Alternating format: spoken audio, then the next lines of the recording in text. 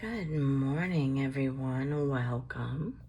My name is Kelly, and today we are going back to ancient Egypt, and we are going to introduce one of Egypt's favorite flowers.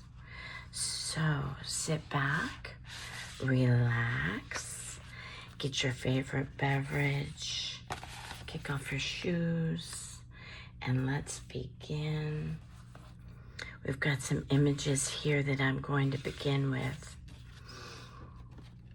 So let me move this up into proper position.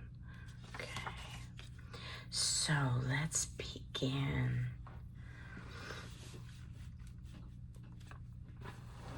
Let me get onto my chair real quick.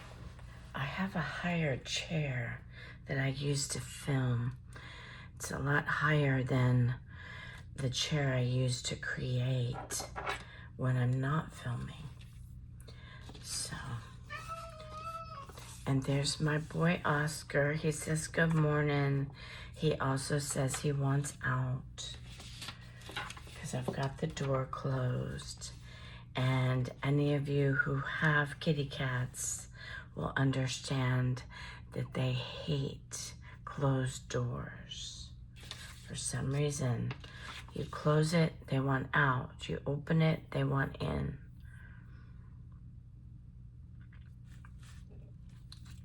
So I've got my fresh coffee here. I hope everyone is doing well. Cheers.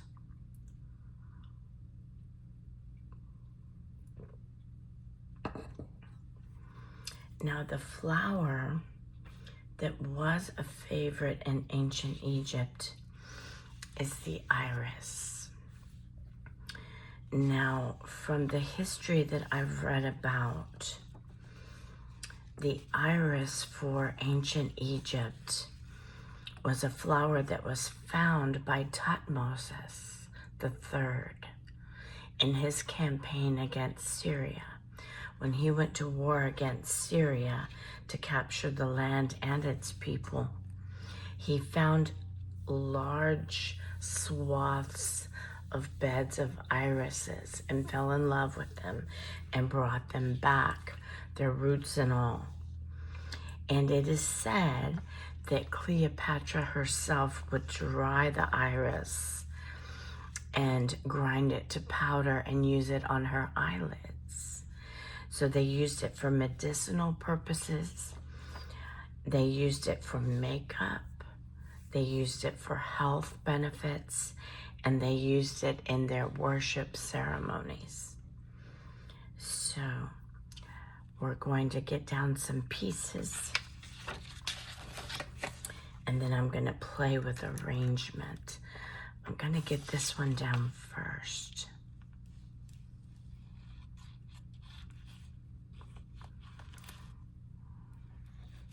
Now, those of you who have been with me for any length of time know that I like to get the tuck in, and therefore I don't glue this part of it.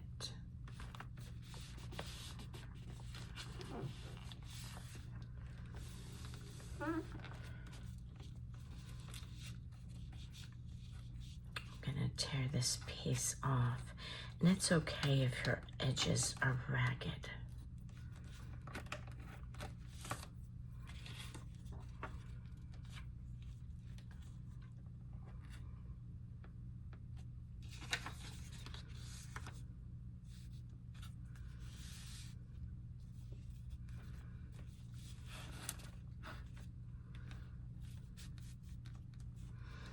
I'm gonna get this piece down first.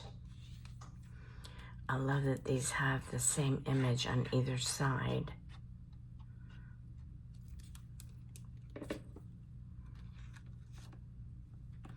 And I have done a flip through of these Egyptian books on a previous video. If you'd like to seek that out and see what's all in it. I got these books on Amazon. And that's Mr. Oscar again.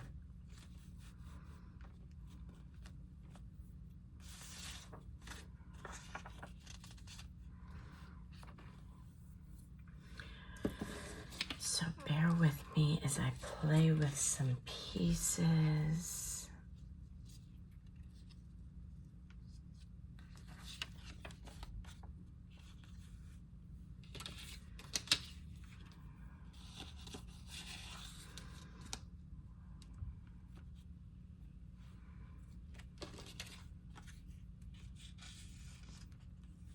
To see what I want to affect.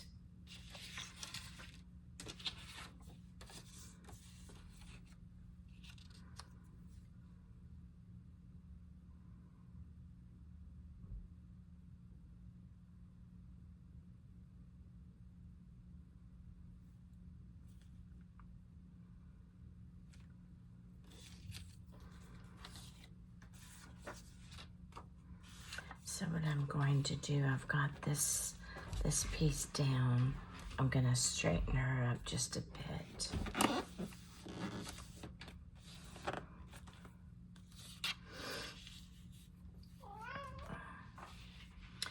So let me open that door so he will stop crying. I've got it closed to prevent some extra noise that's going around. So let's see if that makes him happy. Okay, I'm going to go ahead and get this piece down.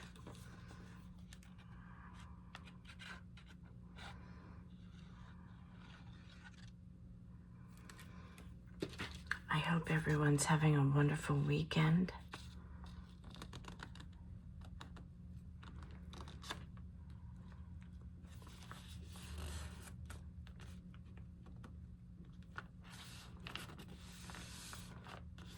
And that everyone is well.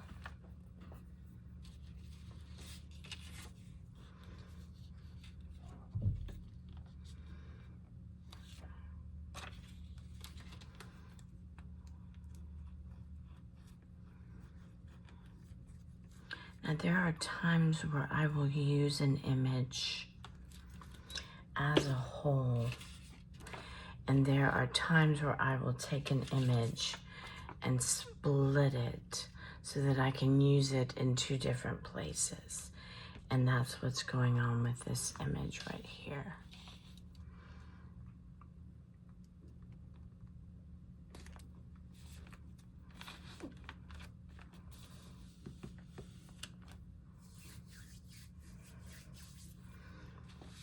The wonderful thing about this glue, it is the Tombow Mono Aqua liquid glue.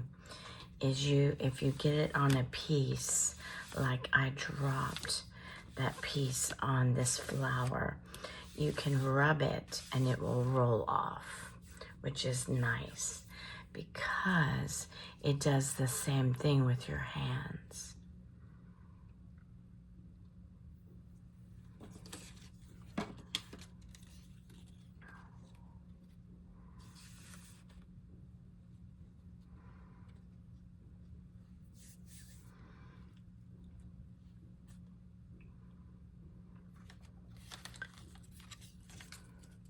This little piece of cotton up here that I keep coming in contact with is actually a spider web that I did on a previous project.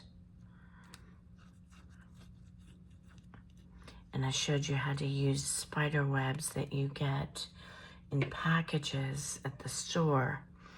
I showed you how to use them in your collages to give that ethereal, spooky effect. But this particular collage was not spooky. It was a journal page that had to do with moss, fairies, and in some of the images there was spider webs coming off of different elements. So I continued that with real spider webs that you use for decoration.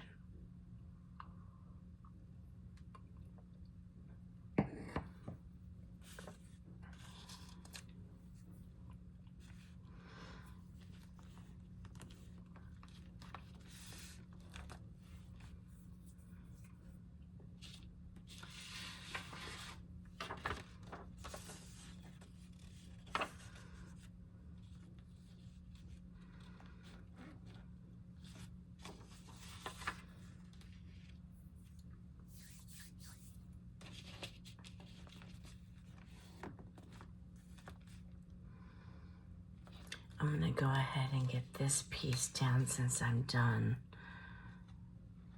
Sometimes I will not totally glue a piece down in all areas until I'm done with it.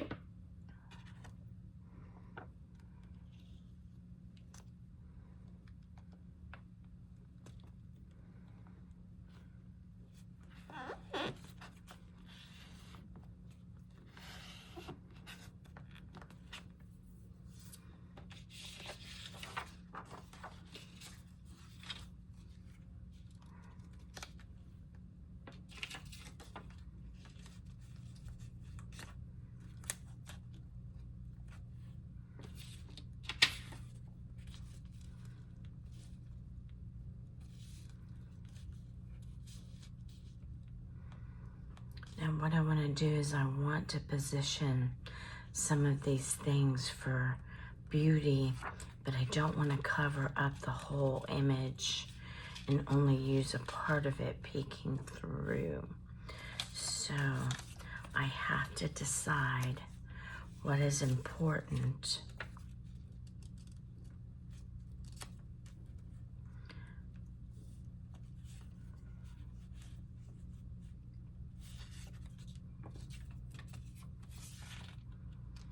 This is a scrap. So with scraps, you always want to use straight edge against straight edge to make it look like a worn and layered effect. If I just put this here out in the middle, it makes no sense because the straight edge creates a barrier to your eye. If I was to put that here, it would make more sense because it's straight edge against straight edge. Or if I put that here, straight edge against straight edge. But then it becomes wonky when it gets to this piece. So, what I want to do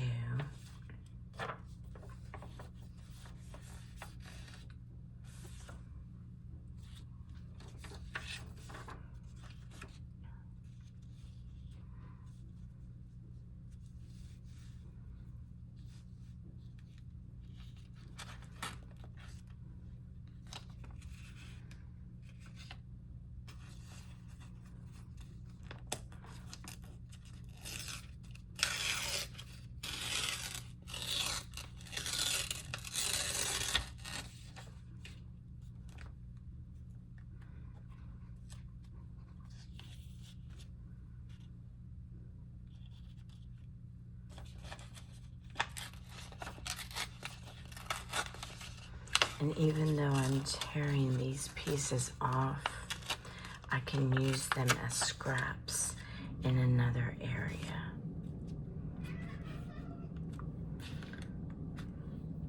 So even though I've got the door open, Mr. Oscar is still wanting to cry.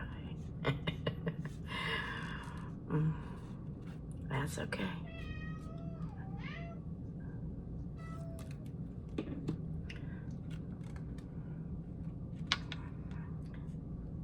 So sometimes he will make an appearance in a video. He will walk across all of these pieces he's crying about something. I think he wants my attention. Okay, so we've got that piece down. I've left this unglued on purpose. I've left this unglued on purpose. I'm going to go ahead and get this down here glued so I have some stability. Okay.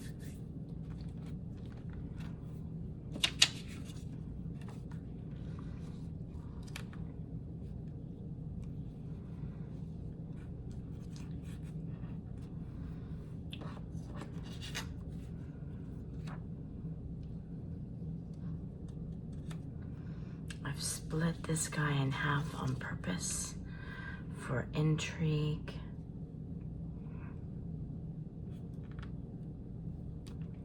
To tell a story, and the other half I will use another time.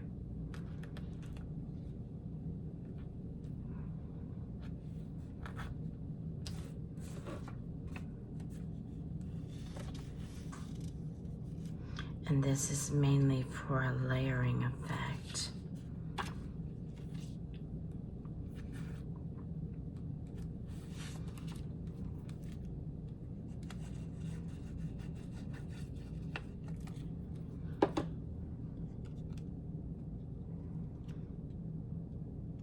And I want some of that beautiful border to show.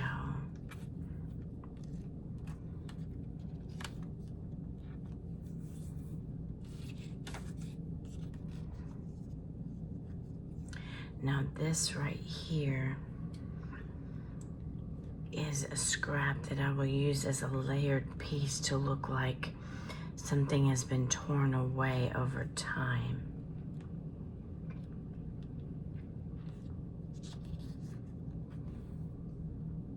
And I do like this torn edge, the way it's presenting itself.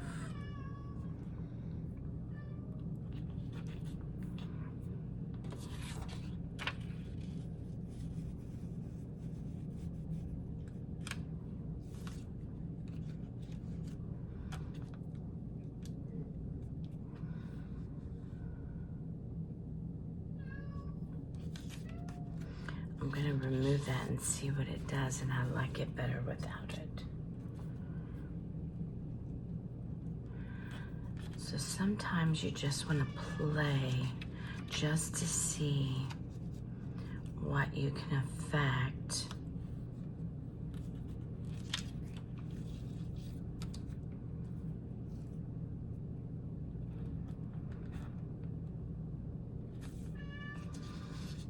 Now I've got this right here.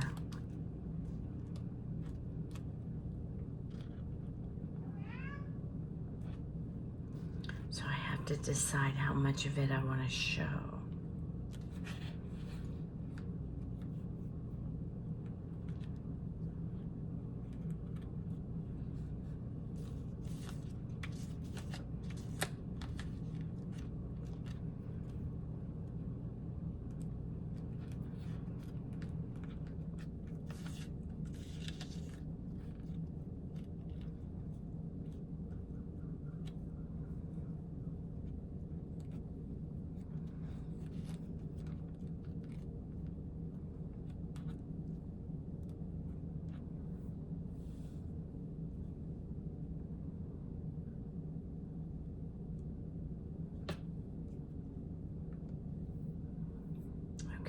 Get her down first.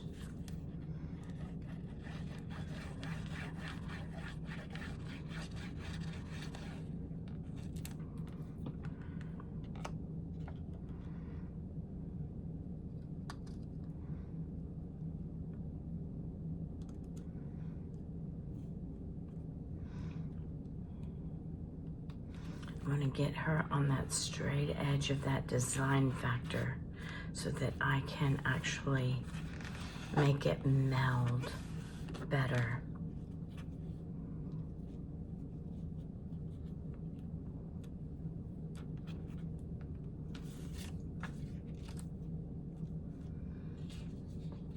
And this beauty right here.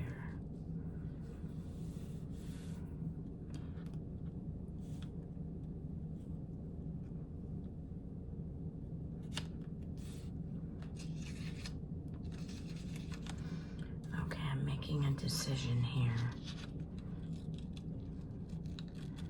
I'm gonna fussy cut this part of the iris out.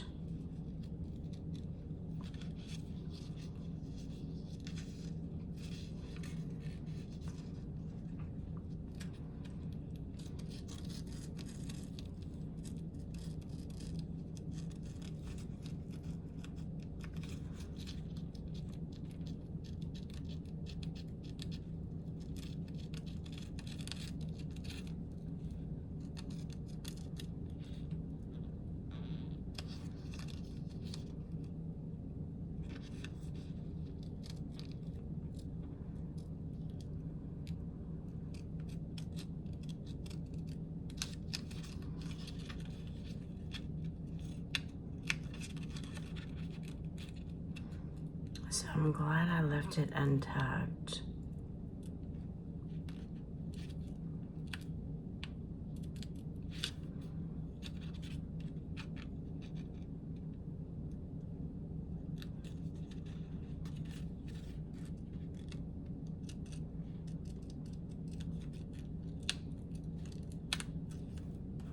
And I can use that scrap somewhere else because I do want that to come up over him, but when I clean that up just a little bit,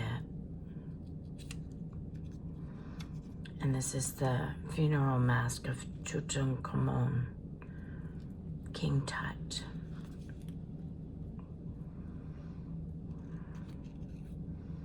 I used to study a lot about ancient Egypt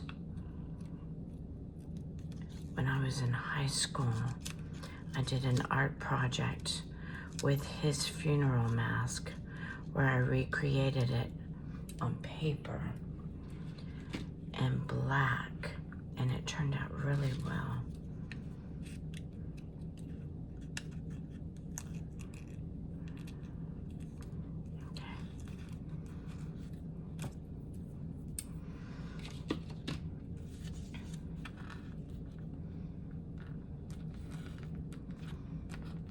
I like that petal coming up over this image.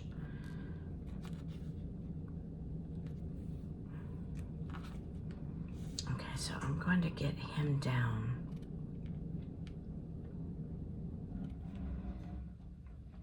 But I'm also going to drop him down to this edge, because I like the way that looks.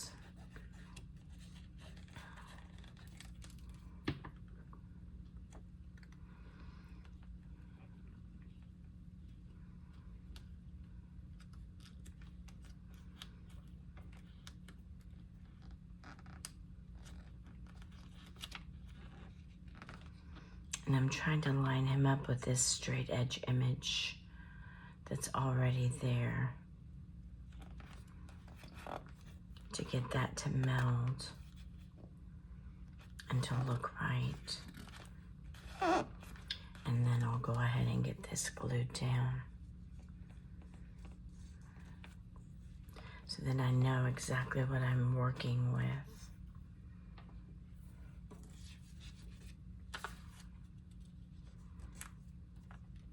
That covers up way too much.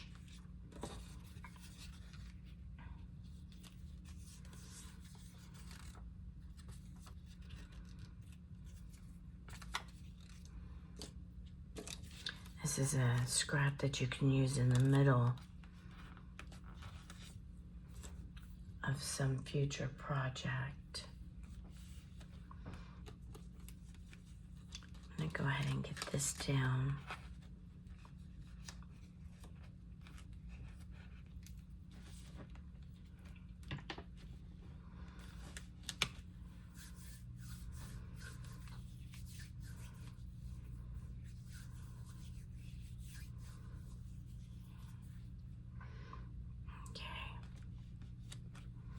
Now, I want to decide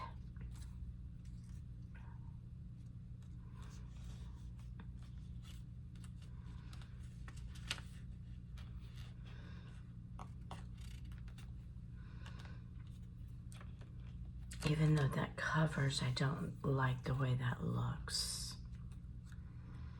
It's a little bit too stark. But I do like this for up here.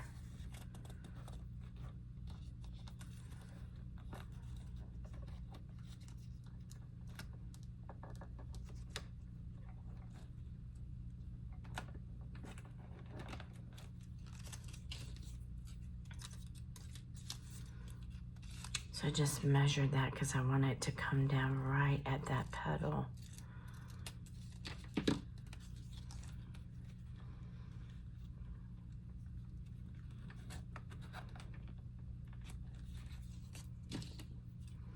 And I'm going to trim the white where I didn't cut quite close enough.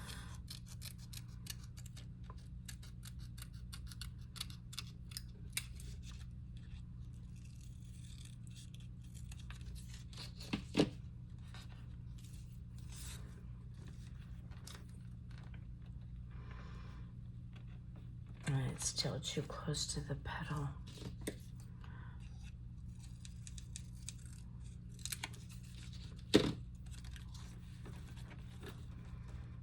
There we go. That's exactly what I was looking for. So even on the back, there's some beautiful designs.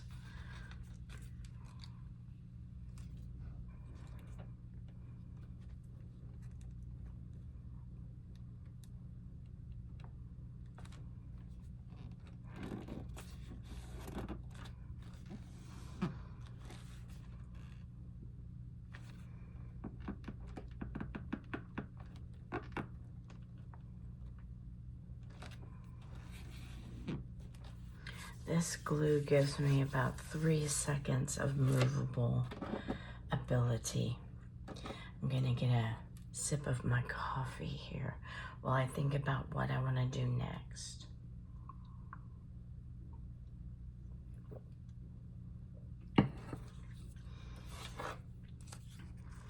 Now she was a sticker with a white border, but I cut off her white border because I like the way that looks better.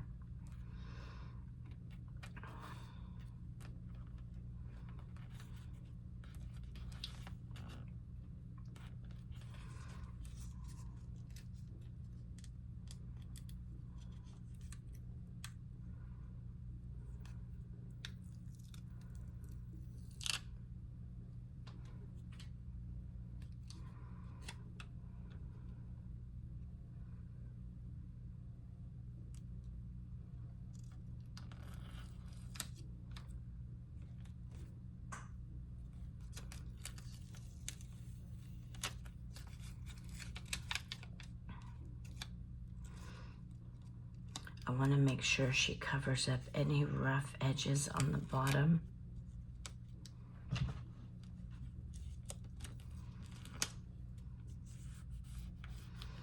And by bringing her skirt just a little further down, and then I can accomplish that. And then just cut off the excess.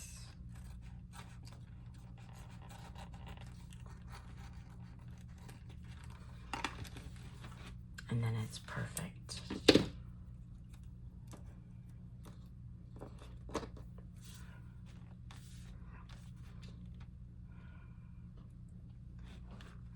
Okay, so I'm going to demonstrate something which is really interesting. This is the piece I cut off from her skirt. So you've got a straight edge and you've got a curvy edge. So the rule for scraps to make it look beautiful is straight edge to straight edge.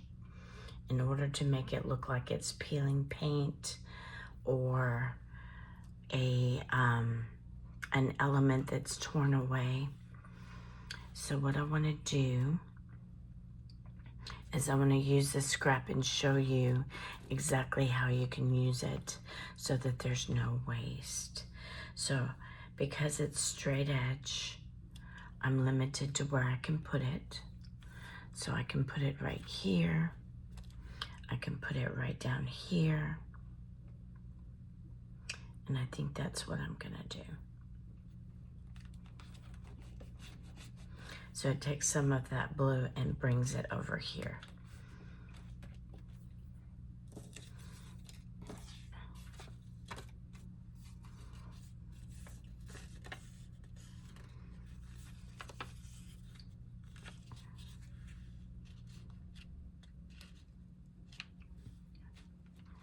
Okay, I'm done with that scrap. I don't need it. But what I want to do is I want to get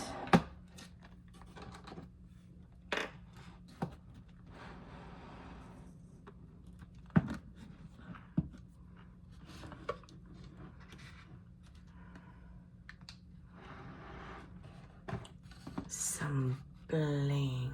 Okay, so I've got some choices here, and I'm just going to lay them down, and that's how I decide what I want to use and what looks best.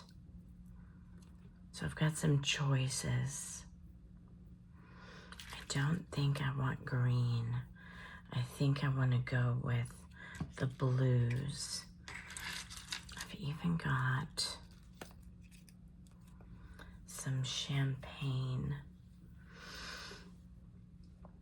Now, what I want to decide is, you see these little colored bubbles that are shiny. I want to somewhat mimic that, and I believe this is the one that mimics it best. This one's a little bit too light blue. The champagne, I'm still on the fence about. I don't think I want the small.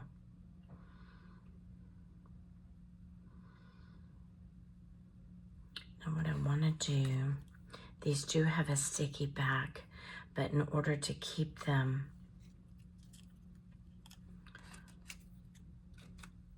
affixed, I do usually use some glue.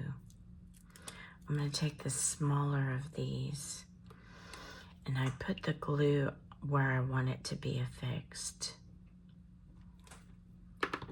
And as it dries overnight, it will be permanent. Just give it a little push so that it can tack.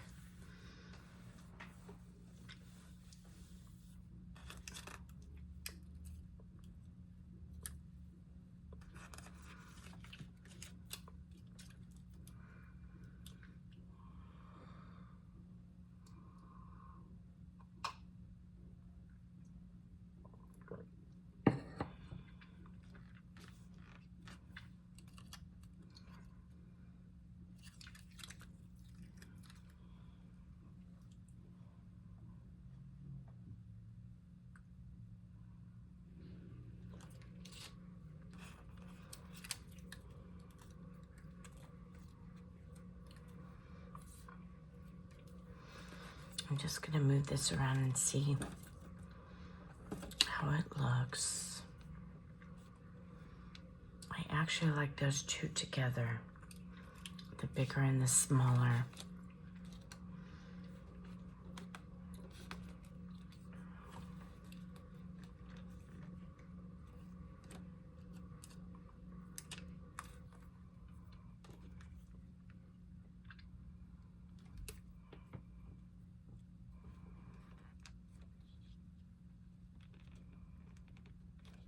There's not a lot about ancient Egypt that was about bling, so I don't want to do too much.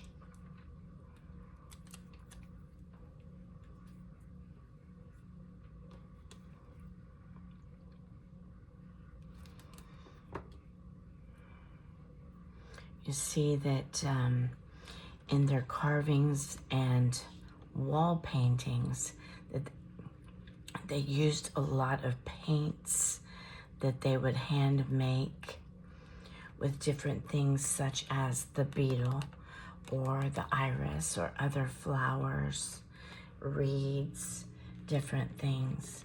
So they would use colors that they would get in nature.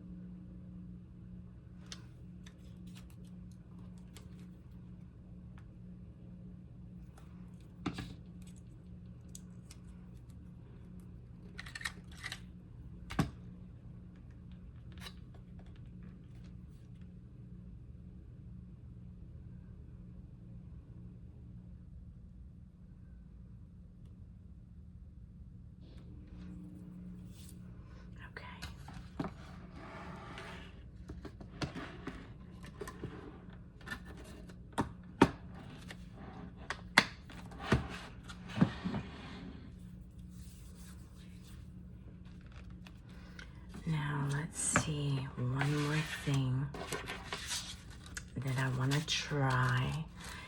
Those of you who've been with me know I like to try things.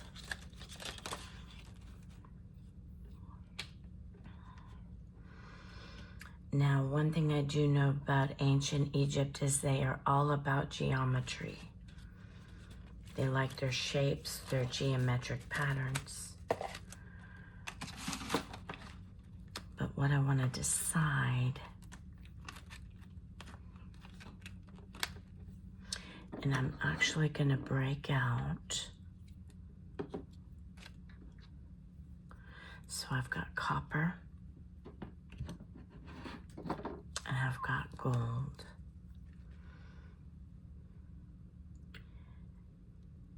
Now, ancient Egypt is usually all about gold. But I'm gonna wanna make this pop. So I'm gonna use the copper, because you see a lot of copper colors in and amongst. So this is really going to make it sing. So this is what the lunar paste looks like. I got this. Let me get a drink.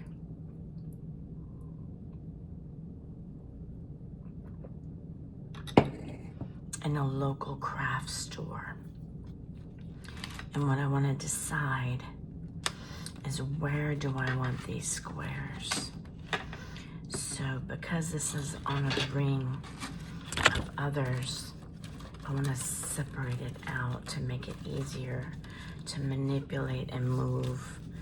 Because if I don't do this right and it shifts, then I'm in a lot of trouble. So let's see here. So take your stencil and move it around to see where you want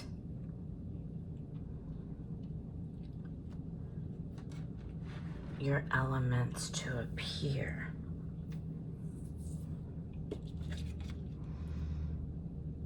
And I'm gonna take a chance here. I don't want a whole lot.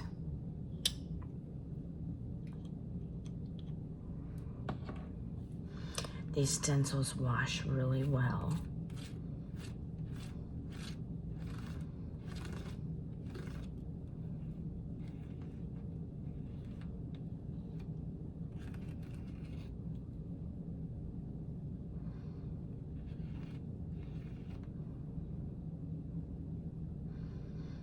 And this paste comes off really well when you lift the stencil itself.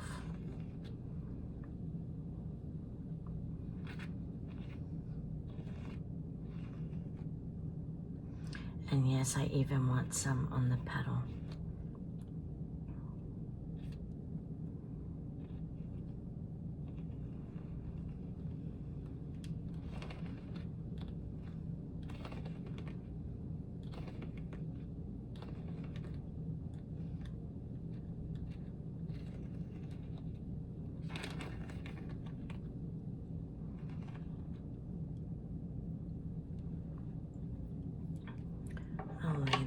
down for just a second and lift up. That's exactly what I wanted. Perfect.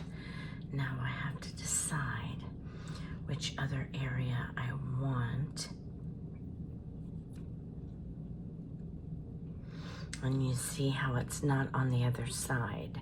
So I'm going to be safe to lay this down somewhere else. And I believe I want to lay this down over here. I'm not going to do too much.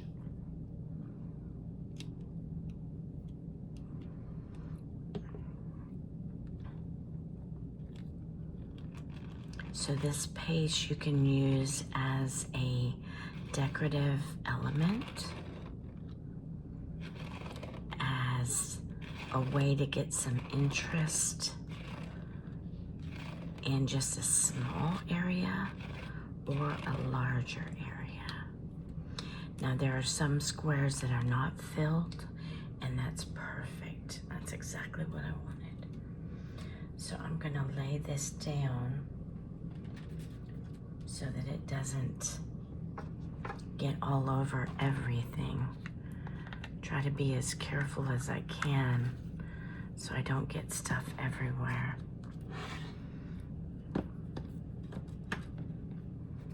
Okay, so ladies and gentlemen, there she is. Egypt and the irises that she loves. Thank you so much for joining me today. I hope you have enjoyed this project as much as I have enjoyed doing it for you. I always enjoy these. I always have fun. And I thank you so much for joining me and dedicating your time here. I hope that you have a wonderful rest of your weekend. And I will see you on the next one.